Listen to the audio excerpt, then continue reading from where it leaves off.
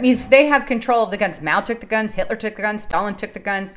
Here's one. I mean, there 70 million people have died through the years due to gun control. Governments taking guns away from people or citizens, and then people not having the capability to defend themselves has led to over 70 million deaths. Like, actually on my website, I've got a list of all of them. Some examples are in 1911 in Turkey, guns were restricted, and as a result, 1.5 million Armenians were unable to defend themselves and ethnically cleansed by the government. That's in Turkey in 1911. Here's another, 1929. Soviet Union had gun control, and 40 million were killed as a result from Stalin's regime. Hitler, Nazi Germany established a version, okay, of gun control in 1938, where millions of Jews, gypsies, homosexuals, mentally ill, disabled, and some of their brown shirts were killed. 1935, China did the same. 50 million political dissidents were rounded up, arrested, and killed. 1964, 1981, Guatemala also did gun control. 100,000 were killed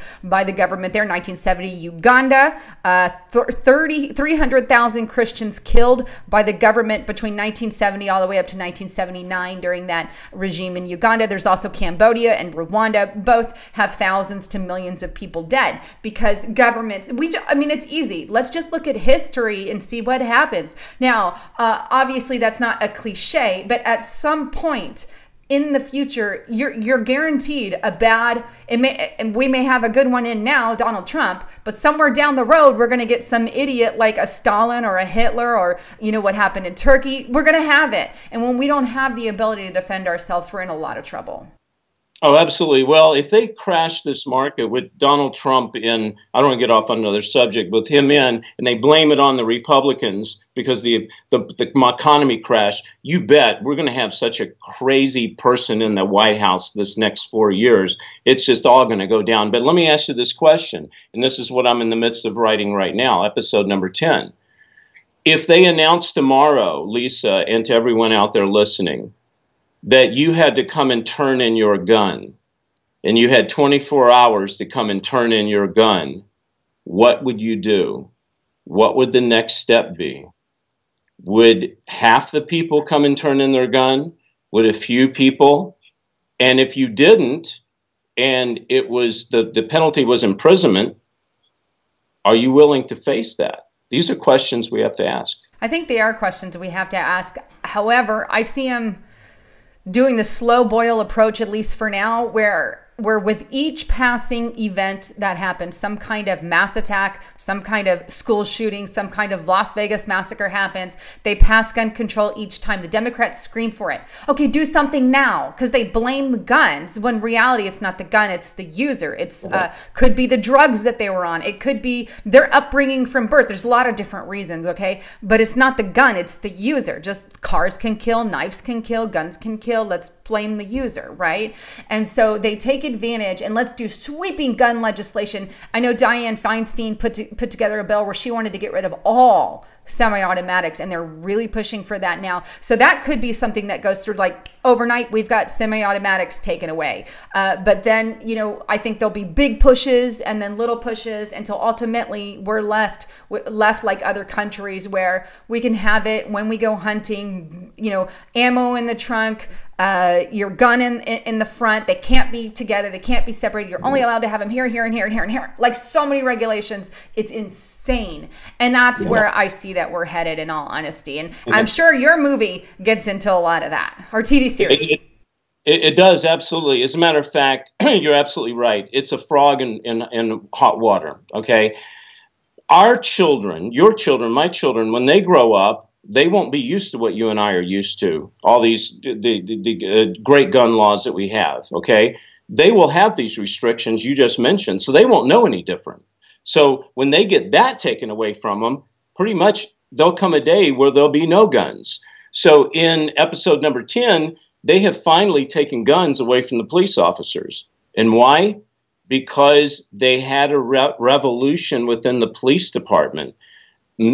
Fathers had to decide if they were going to go arrest their own sons for breaking the gun laws.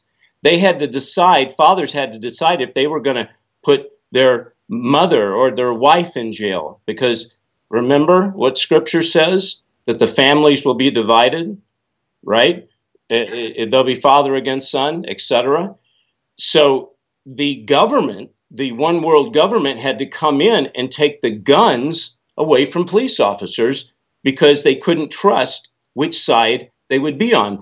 My nephew's a police officer, and when he became a cop a couple of years ago, the first question I asked him, I said, buddy, I said, when you have to make a decision whether to arrest your family because they've broken a law that this government has passed, or turn against the government, what are you going to do? And he smiled and he says, I hope I never have to come to that. And I said, but one day you will. And so in The Last Evangelist, police do have their guns taken away from them until the one world government can come in and decide who is going to be faithful and who's not. And then they slowly start giving them back certain weapons. And the weapons they give them aren't these little pea shooters.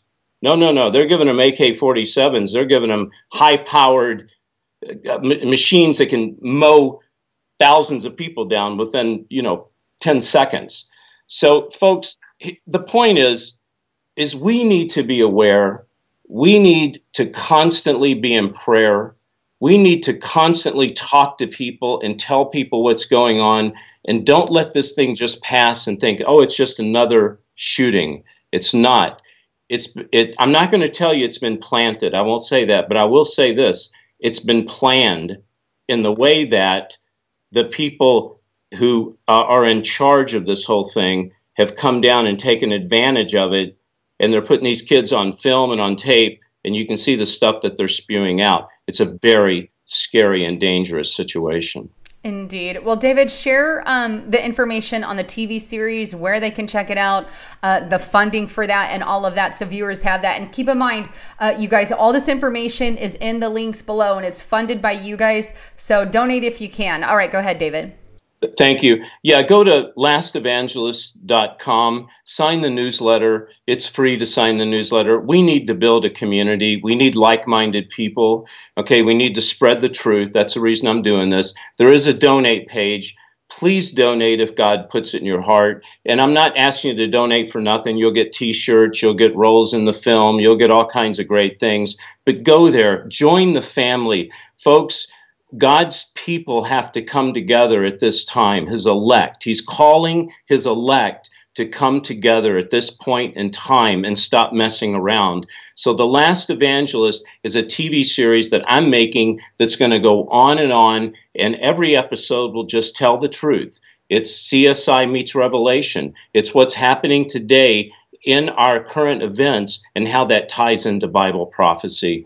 And thank you, Lisa. I appreciate it. Oh, and by the way, I'm going to get you a hat when I see you. I'd love to have it. You know I would, and I'd wear it too. Thanks. Yeah. So, and we're going to put this on our own TV station. So we've got David Heavener TV. It's going to air. If nobody else wants to air it, and they're not willing to air it the way it is with no edits, hey, we're getting it out worldwide. So it's a go, and we're going to be doing this very, very quickly. So we need your help.